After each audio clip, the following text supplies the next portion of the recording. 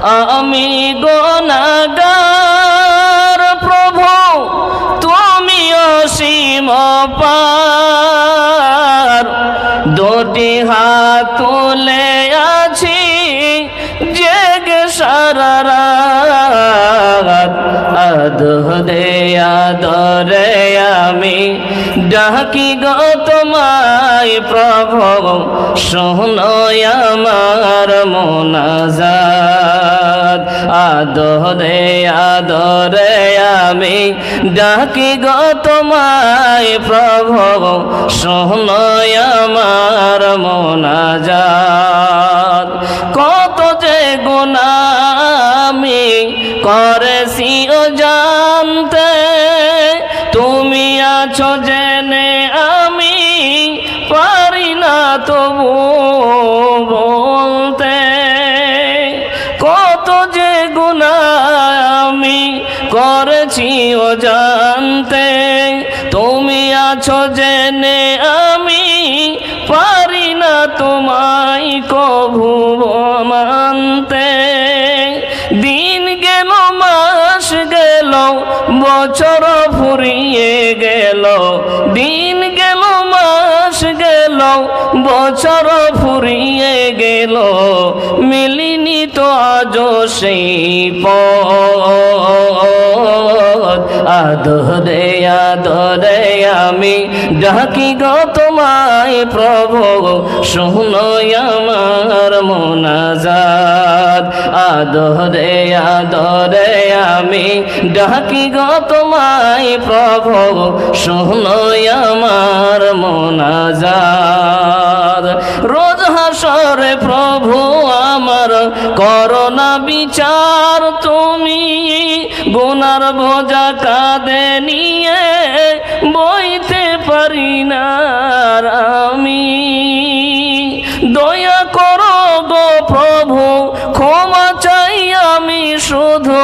দয়া করো গো প্রভু ক্ষমা চাই আমি শুধু আখিরাতে দিও গো নাজাত আদরে আদরে আমি ডাকি গো তোমায় প্রভু শোনো আমার মোনাজাত আদরে আদরে আমি ডাকি গো তোমায় প্রভু শোনো আমার মোনাজাত জানি গো জানি প্রভু তুমি বড় দয়াবান তোমার দয়ার কাছে আছে শত পাপের সমাধান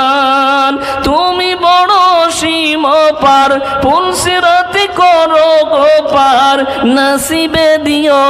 সেই জান্নাত আদরে আদরে আমি ডাকি গো তোমায় প্রভু শোনো আমার মোনাজাত আদরে আদরে আমি ডাকি গো তোমায় প্রভু শোনো আমার মোনাজাত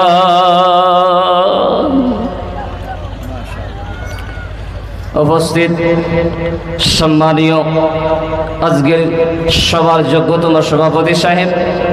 স্টেজে বসে থাকা উলামায়ে কেরামগণ সামনে বসে থাকা দিন প্রিয় ইসলাম প্রিয় সম্মানীয় বাবা আমার ভাইরা পর্দার আড়ালে বসে থাকা মা আমার বোনেরা সর্বপ্রথমে সেই মহান করুণাময় আল্লাহ তাবারক তাআলার প্রশংসা করি যিনি আমাদেরকে এই সুন্দর ঘুমকে ভেঙে এক মাদ্রাসা কেন্দ্রিক মাহফিল আয়োজন করার যিনি তৌফিক ইনায়েত করেছেন তিনারে প্রশংসা করি তিনারে গুণগান গুণকীর্তন করি তিনারে শুকরিয়া সুজুদ আদায় করি তাই একবার উচ্চ স্বরে সকলে বলুন আলহামদুলিল্লাহ তারপরে শেষ নবী মুহাম্মদুর রাসূলুল্লাহ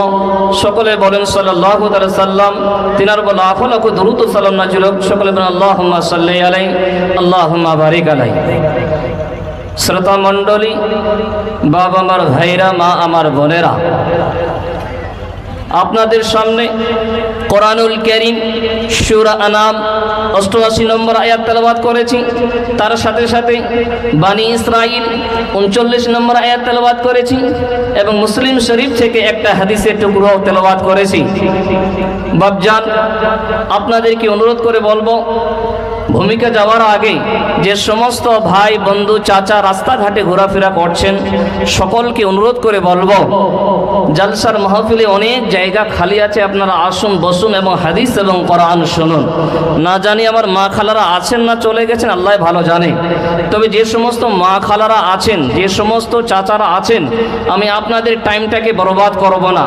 খুব মূল্যবান একটা বিষয় নিয়ে আলোচনা করব। আল্লাহ তাবারক তাআলার কাছে দোয়া করি, আল্লাহ এই বিষয়ের উপর আমাকে তুমি